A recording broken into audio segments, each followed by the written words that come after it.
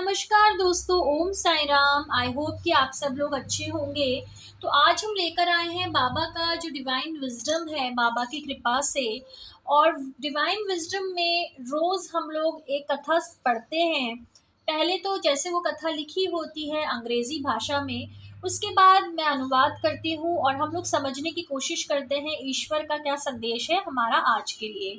तो मेरे ईश्वर जो हमें प्रेरित करते हैं अपने संदेशों से, तो वही संदेश हम आपके लिए लेकर आए हैं। ये जो डिवाइन विजडम है, इसमें बहुत सारी कथाएं हैं जो कि श्री साईं सच्चरित्र से है। तो इसीलिए आप अगर सुनेंगे ध्यान से, तो आपने अगर पढ़ा हो, अध्ययन किया हो श्री साईं सच्चरित्र, तो आपको भी थोड़ा सा आप रिलेट कर पाएंगे, आप आइडेंटिफाई कर पाएंगे कि हाँ, ये हम सुन चुके हैं, है ना। तो मेरे प्यारे दोस्तों, हम लोग यहाँ पर आज की जो कथा है ना, प्यारी प्यारी सी, देखते हैं कि ईश्वर हमारे लिए क्या कथा यहाँ पे बता रहे हैं। तो प्रभु जी, ये आशीर्वाद मैं आपका ले लूँ सबसे पहले तो, और मैं आप बताइए कि आज का क्या आपकी जो कथा है, जो आज का जो विजडम है। तो देखिए दोस्तों, जो आज का ये विजडम है, ये आया है डेथ। तो इसमें एक कब्र बनी हुई है और यहाँ पे RIP लिखा हुआ है। सबसे पहले तो मैं आपसे एक बात बोल दूं कि इस मैसेज से डरे ना, घबराए ना, व्यथित ना हो और परेशान ना हो। क्योंकि अगर आप एक स्पिरिचुअल वर्ल्ड में बताते हैं, तो ये बहुत ही सेल्डम या बहुत कम होता है जब ये कोई फिजिकल डेथ की बात होती है। स्पिरिचुअल रेल्म्स में क्या होता है, जब पुरानी चीज़ें, पुराने पैटर्न्स, पुरानी पर्सनालिटीज़, पुराना व्यवहार, पुराना आचरण, पुरानी आदतें, मतलब जो कुछ भी आपके जीवन में जब पुराना है, जब आप उसको लेट गो करते हैं और जब आप एक नए जीवन की ओर आते हैं, नए जीवन में जैसे बोलते हैं ना कि जब आपके जीवन में ट्रांसफॉर्मेशन आ रहा होता है, तब वो उसको हम इस मैसेज से एसोसिएट करते हैं। तो यहाँ पे बोला है, death is inevitable, only a guru can alter your death if he wishes. तो इन्होंने कहा कि देखिए, हमें पता है कि जो आया है वो जाएगा, तो उसमें हमें कभी भी घबराने की या कभी भी परेशान होने की ज़रूरत नहीं है। और अगर हमारी कृपा, जो ईश्वर की जो कृपा है ना, जब वो हमारे ऊपर होती है, तो हमारा जितना भी काल है ना, वो भी वो टाल सकते हैं। तो इसलिए हम बोलते हैं जय महाकाल। ठीक है। तो यहाँ पर एक छोटी सी कहानी है, तो इसको मैं पढ़ती हूँ। This is a story of a little girl with tuberculosis who had unshakable faith in Baba. The girl's parents were very worried about their daughter. They tried everything they could to find a cure. Every doctor was consulted, every remedy was tried. No stone was left unturned to save their precious child. There was no hope. But the little girl would not give up. She had full confidence in Baba, and in her heart she felt sure that he would not fail her. She begged her parents to take her to Baba.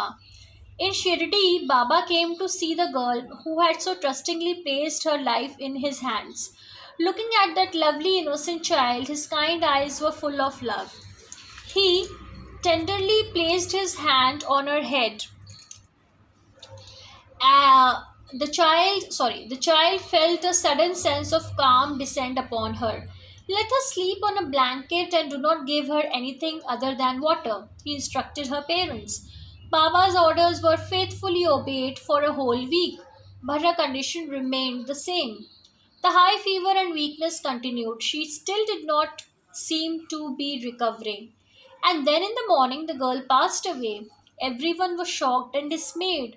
How could Baba let this happen to her? Upset and hurt, the parents went to Dwarka Mai to inform Baba about girl's death. Surprisingly, they found him still fast asleep, although he was normally an early riser.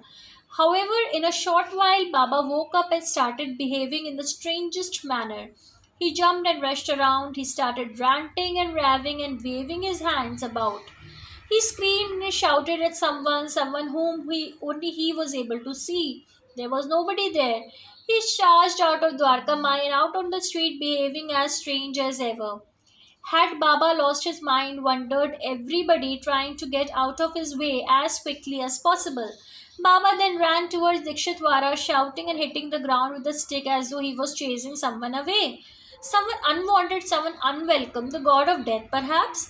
As people watched, half assumed, half afraid, they heard shouts coming from the Dikshitwara. The girl has arrived! She has come back from death. तो देखिए दोस्तों, आप देखेंगे प्रभु के क्या करिश्मे होते हैं। यहाँ पर एक जो कथा यहाँ पर जो सुनाई जा रही है, एक छोटी सी बच्ची थी जिसको टीबी हो गया था, लेकिन उस बच्ची का जो विश्वास था श्री साईनाथ पर, वो इतना ज़्यादा मतलब क्या बोलते हैं कि इतना प्रगाढ़ था, इतना पक्का था। तो जो उसके जो पेरेंट्स थे, जो उसके जो माता पिता थे, वो बड़े चिंतित थे अपनी बेटी के बारे में। उन्होंने सब कुछ कर लिया था, वो जितने भी इलाज थे सब करवा दिए, जितने मुमकिन इलाज थे सारे डॉक्टरों को कंसल्ट किया गया, हर तरीके का इलाज किया गया। ऐसा कोई भी जिसे बोलते हैं ना कि तरीका नहीं था जो उन्होंने नहीं आजमाया था अपने बच्चे के लिए।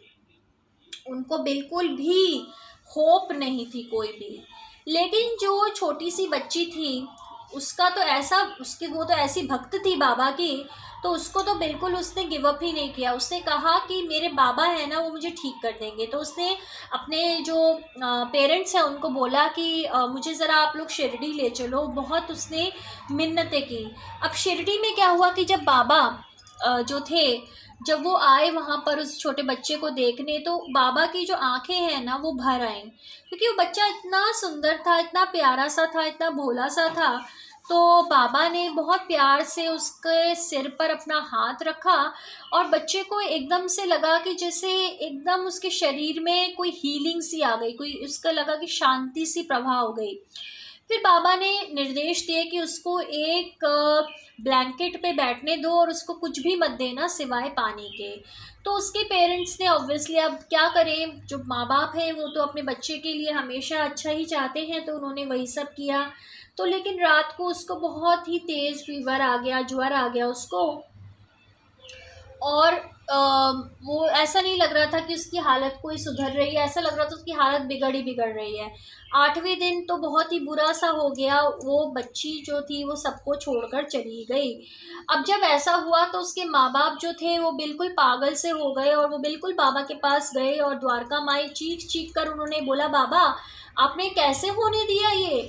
तो बाबा ने उन्होंने देखा कि बाबा उस दिन सोकर नहीं उठे थे, और नॉर्मली जो थे बाबा रोज़ जल्दी उठ जाते थे, और जैसे ही बाबा उठे तो उनका जो बर्ताव था, जो बिहेवियर था, बड़ा अजीब था। बाबा इधर उधर सब पर चिल्ला रहे थे, चीख रहे थे, लग रहा था वो किसी अदृश्य शक्तियों को वो मार मार कर भगा रहे हैं और डांट रहे हैं। और इतना मतलब ऐसा लग रहा था उनके व्यवहार से कि बाबा का आज क्या हो गया, उनके मानसिक संतुलन को क्या हो गया। तो इतना बाबा करते रहे ऐसा जो बर्ताव था अजीब तरह का।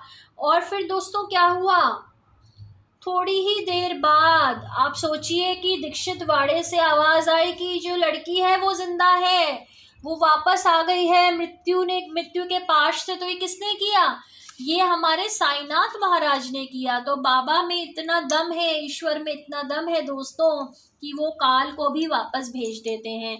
तो हमें सिर्फ विश्वास रखना है, अपने प्रभु की भक्ति करनी है, और भक्ति सुपरफिशियल नहीं, अंदर से। क्योंकि जो आपके अंदर चल रहा है ना, जो सीसीटीवी कैमरा है ना ईश्वर का, वो पूरा अंदर ही देखता है, वो कभी बाहर तो देखते ही नहीं है। तो देख रहे हैं कि भाई इसके मन में क्या है। तो अगर उसके मन में, किसी भी आत्मा के मन में जब तक पवित्रता नहीं होगी ना, ईश्वर उसकी सुनेंगे नहीं। सब सिंपल सी बात है।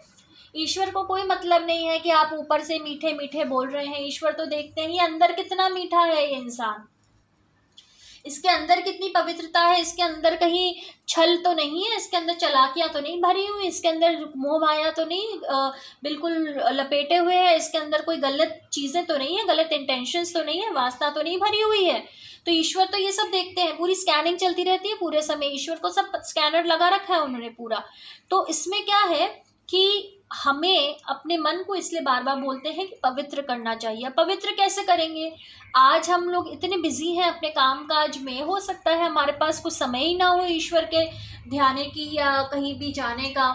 तो ईश्वर ने सिर्फ कहा कि तुम मेरा नाम ले लो, ईश्वर ने कहा तुम मेरा नाम लेते रहो, जब भी तुम्हें थोड़े थोड़े 1-1 सेकंड का 2-2 मिनट का जब भी तुम्हें अवसर मिले, बस मुझे याद करते रहो। तो जब तुम मुझे याद करोगे ना, मैं आ जाऊँगा, मैं वहाँ आ जाऊँगा। जिस भी समय, ईश्वर का कोई रिस्ट्रिक्शन नहीं है कि सुबह रात को 12 बजे मैं सो जाऊँगा या सुबह मैं 6 बजे के पहले नहीं उठूँगा, ऐसा कुछ भी नहीं होता। ईश्वर को तो आपको 2-2:30 बजे भी आपकी नींद खुल गई, आप उनको याद करोगे, वो आपके समक्ष ही हो जाएंगे। तो उनको कुछ नहीं, वो किसी रिचुअल्स में नहीं है। रिचुअल्स किस लिए होते हैं दोस्तों? रिचुअल्स होते हैं लाइफ में डिसिप्लिन लाने के लिए। तो ऐसा नहीं कि रिचुअल्स बेकार होते हैं, रिचुअल्स भी बहुत ज़रूरी होते हैं, क्योंकि एक रेगुलरिटी लाइफ में ज़रूर आए। एक नियम जो होते हैं ना, वो रीति रिवाज नियम, ये बहुत ज़रूरी होते हैं, क्योंकि हमें एक डिसिप्लिन में लाते हैं ये चीज़ें, है ना, एक रेगुलर लाइफ लाते हैं। जैसे अब सपोज सूर्य जो हैं वो सुबह उठते, मतलब उगते हैं, तो उनका एक रूटीन है, वैसे ही चंद्रमा का एक रूटीन है, वैसे ही पेड़ पक्षियों का, पशु पक्षियों का, पेड़ पौधों का, सबका एक रूटीन है। रिचुअल्स रूटीन को बस बैलेंस करते हैं, मेंटेन करते हैं। लेकिन यहाँ पर ईश्वर ने हमें ये कहा, आज का जो विजडम था, कि अपने जीवन में आप बस मुझ पर विश्वास रखिए और आपके जीवन में बहुत ही सकारात्मक चेंजेस आएंगे। और जैसे उन्होंने कहा कि किसी भी बात से घबराइए मत, मुझ पर अटल श्रद्धा रखिए। तो कल हम लेकर आएंगे बहुत ही सुंदर सा विजडम साईं बाबा की तरफ से। और जैसे मैंने कहा कि ईश्वर आपके मन में डालें कि आप इस चैनल को लाइक और सब्सक्राइब करें, और मैसेज में ज़रूर ओम साईं राम लिख दें, ताकि आपकी हाज़िरी भी बाबा के दरबार में लग जाए। आज हनुमान बाबा का भी दिन है, खाटू श्याम बाबा भी हैं हमारे, गुरुजी भी हैं हमारे, तो सबके दरबार में आपकी भी हाज़िरी यहाँ पर लग जाएगी। Thank you so much, God bless you all. Alka Sharma from new Delhi.